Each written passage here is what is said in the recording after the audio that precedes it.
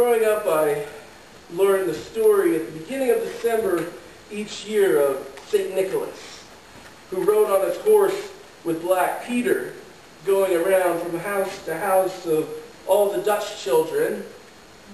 And so as Dutch family, they would expect St. Nicholas to come to our house. And if we were good, we'd get in our kloppen, when we had kloppen, our regular shoes, and all we had was regular shoes.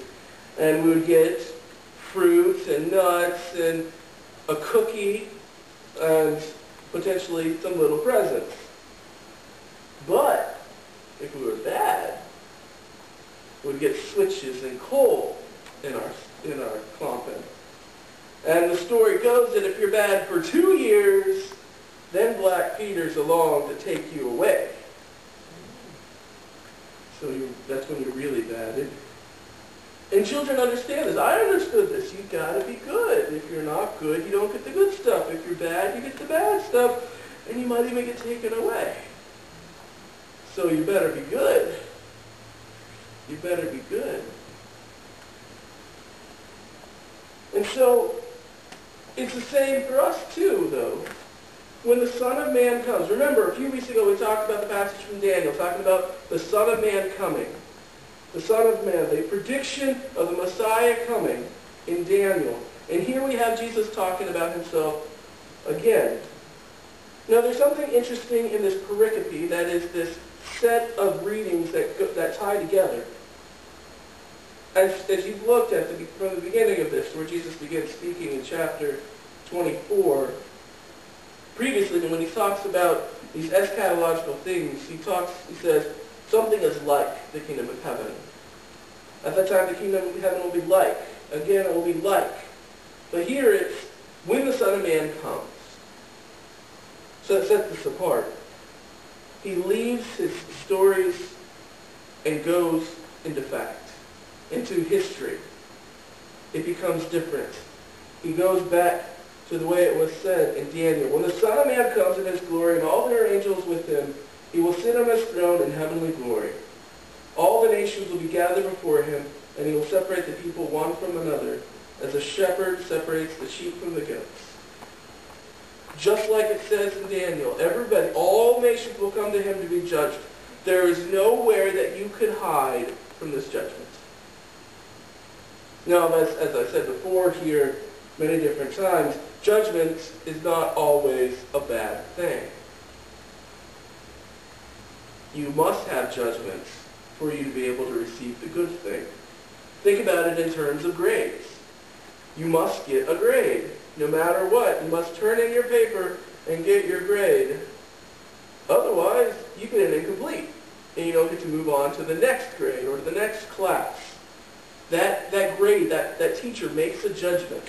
They say whether you get an A, a B, or down to an F, depending on how good your work was. Now, the one thing about this is there's nothing in between the A and the F in this judgment of sheep or goats. You are either a sheep or you're a goat. You're either on the Son of Man's right side or you're on the left. You're either bound for eternity in righteousness or you're bound for eternity in suffering. It's one or the other. It's pass-fail. It's one way or the other. There's no in-between. And it's not a case of making a judgment just of, today you did okay, yesterday you didn't do so well, let's measure that together and see if you get your 72% passing grade or not. No, it's you're either a sheep or you're a goat. It's who you are. It's who you have become, and it's how you have lived. See, here it says, then the king will say to those on his right, come, you who are blessed by my Father, take your inheritance, the kingdom prepared for you since the creation of the world. For I was hungry, and you gave me something to eat. I was thirsty, and you gave me something to drink. I was a stranger, and you invited me in. I needed clothes, and you clothed me. I was sick, and you looked after me. I was in prison, and you came to visit me. Then the righteous will answer him, Lord, when did we see you hungry and feed you, and thirsty and give you something to drink? When did we see you a stranger and invite you in, or needing clothes and clothe you? When did we see you sick or in prison or go to visit you? The king would reply, I tell you the truth. Whatever you did for one of the least of these brothers of mine, you did for me. It's who you are. Remember last week I talked about WYSIWYG. What you see is what you get. You're either a sheep or you're a goat. You're one or the other. It's part of how your life is lived out. There are times where some of us sheep people will start to go back to a little bit of our goat nature, though, where we're not wanting to be as magnanimous as we should be. I actually had the occasion just the other day to be able to help someone out. They came during youth group. I couldn't let them in because it was during youth group, but I was able to give them some of the leftover food we had from youth group, give them a plate of food.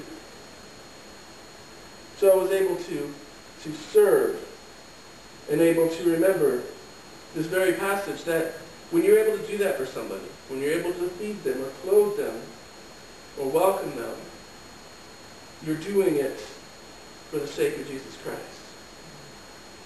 You're doing it to show that hospitality. You're doing it because that's part of who you are as a sheep.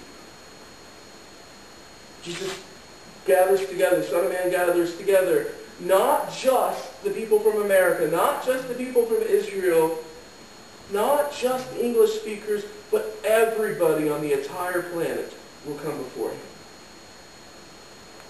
And as we prepare for that day, as we look for that day to come, the question has to come to our mind, what about those who haven't had an opportunity to hear? What about those who are way back in the bush and know nothing about who Jesus Christ is? What about for those friends of mine who have only, I know if I could share the gospel with them one more time before that last moment, they would confess. They would believe. Their DNA would be changed and they would say, Lord Jesus, make me a sheep. Make me a sheep, a member of your pen, and not a goat.